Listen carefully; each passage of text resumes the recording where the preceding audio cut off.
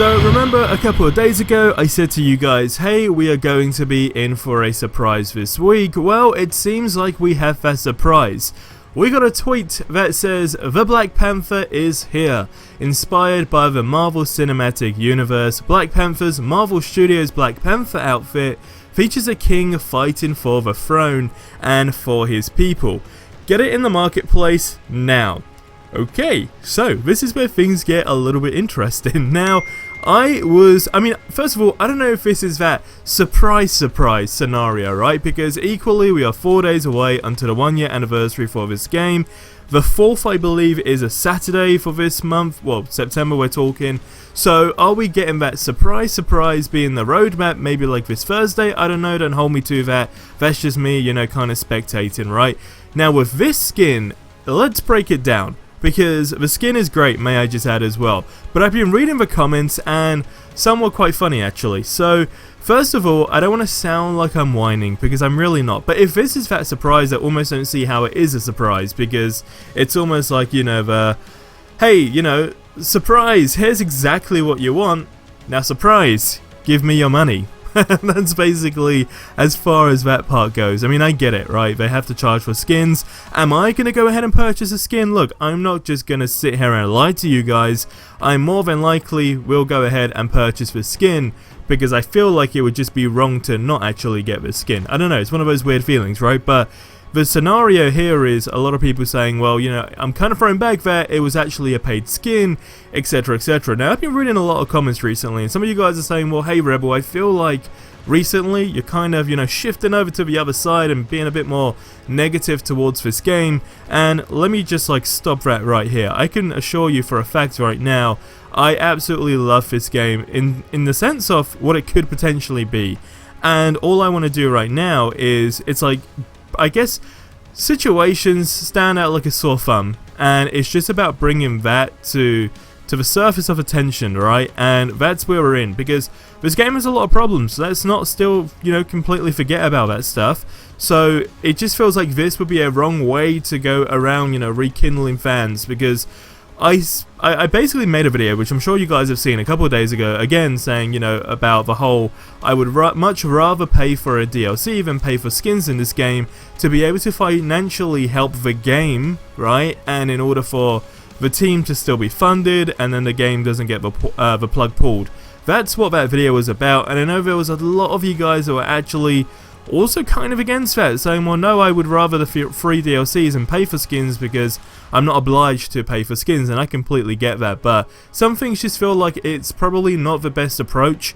Now, I don't want to say too much more, I guess you could say, because it's hard to almost get that opinion out without almost sounding like I'm being toxic, because there are definitely times where I can sit here and feel like, wow, am I actually being toxic right now? But I'm not. But hopefully you get where I'm trying to go with that stuff. Now, on the other hand, it wasn't just the MCU skin, and I do want you guys to leave your thoughts on this, by the way, in the comment section below. Like I said, overall conclusion, it's a great suit. I will definitely be going ahead and getting it. It's just going to be very exciting to see what else they do with other surprises in this game, and I really am, anticipating potentially something by the end of this week, because it's the 1 year anniversary. But again, will we, be, I guess, living up to just full streams? I don't know. I guess leave your thoughts on that as well in the comment section below. Now, when it comes down to the update, it's a new patch, right? So it's version 2.0.2, and I mean, besides all the other, general bugs and glitches and patches and fixes, etc, etc, I'm just going to break down the new features. So the new features, and I'm just seeing this for the first time, by the way, right now, and it literally says, surprise! Marvel Studios Black Panther outfit for T'Challa will be available in the marketplace when this patch goes live. That is very funny, because you know how I just said to you guys, it's almost like, surprise, give me your money? That's almost just literally been said on the blog, but I'm not going to dig any deeper into that stuff. I just find that funny because it's literally the first time I've just seen that. It feels like it's a coincidence, but is it? I guess we'll never know. Now, other than that, what it says is new multiplayer mission chains. It says we are introducing 2 new mission chains that are focused on multiplayer. Rise and Shine is a daily where you'll need to complete a war zone with at least one other player to get rewarded with upgrade modules, XP, and fragments. Are you up for the challenge? Is basically the weekly iteration of this with more objectives and will reward a catalyst, fragment, extractor, and units. And then what you have is fragment extractors, which says, much like hero catalysts, these consumables will increase the number of fragments that you can obtain, earn them in the new up for the challenge mission chain. And then after that, it was pretty much, I guess, just the other, glitches that were fixed as well. So, okay, things sound a little bit interesting, but again, it's one of those situations where things stand out like a very sore thumb, and you just gotta bring it to the surface, because one thing that's very concerning, and I've also seen other people talk about this as well, saying, I'm tired of, people talking about Steam numbers, because it's just not relevant, and I completely get that. Honestly, guys, I do 100% get that, and there are times where I'm sitting there and I'm like, do we really need to be going off these Steam numbers?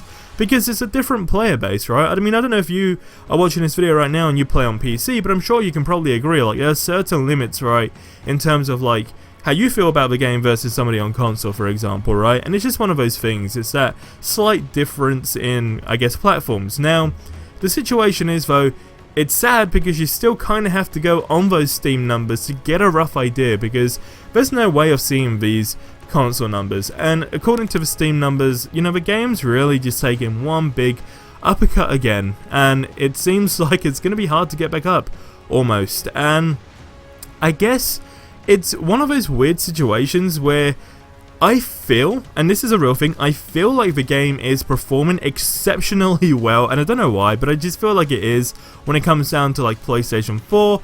I'm not really going to go too much into PlayStation 5 because, I mean, we're just living in a very weird time now where, I mean, I still don't have a PlayStation 5, and I still know it's incredibly difficult to get a hold of, right? So we are living in a very, very weird time in that perspective. But when you take into account, how people are engaged with the game and talking about it, I do just feel like PlayStation 4 and Xbox do have a very big player base, but I just can't see those numbers. If you guys know a way to maybe get a rough idea on those numbers, then by all means let me know in the comments below. But that's why we have to go based off these Steam numbers, and that's where I guess things do just sound very, very promising and then not promising. Because look, I said 4 days, right? 4 days. If you don't look, in fact, you may as well just take this from me at this moment in time. In 4 days, right, the 1 year anniversary falling on a Saturday this year, for the 1 year anniversary, if there's no big announcement, or maybe just something implemented into the game, then you may as well just take it into account that it's not the devs' fault, it really isn't, it's just the people that are basically sitting at the top of the food chain right here for this game, right? Because it's their decision on what goes in this game and what doesn't. So if you don't get anything for the 1 year anniversary and it just turns out to be something like credits or whatever, then there's probably a good chance that it just really shows that, again, it's not the devs' fault, but this game is almost just trying to get as much revenue through the marketplace as humanly possible. And do they really care about the player base? That's when it would just open up a whole new can of worms. But again, I don't want to like jump ship and start going down that road, but that's just sometimes how I feel as a consumer. For me, like I said, don't take my word, but I'm actually really expecting the roadmap to be released this week, because that would just reassure me as a fan of the game, someone who's been dedicated to the game as well, that hey, we do actually care about you guys, and here you go, here's something, right? But we'll wait and see. Guys, I'll see you in the next one. Till then, have yourselves a ridiculously amazing day, and adios amigos.